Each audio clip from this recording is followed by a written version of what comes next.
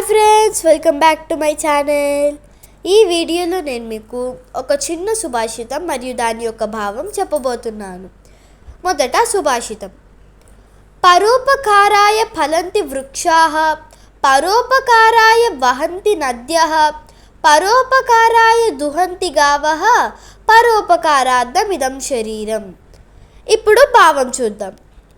పరోపకారాయ ఫలంతి వృక్షాః, ఇతరుల కోసమే చెట్లు పండ్లను ఇస్తున్నాయి, తన పండ్లను తాను తినదు.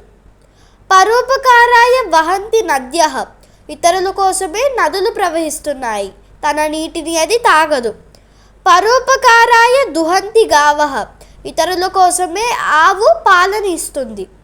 పరోపకారార్థమిదం శరీరం, అలాగే ఈ మానవ శరీరం ఏదైతే ఉందో అది ఇతరులకు ఉపయోగపడేలాగా ఉండాలి.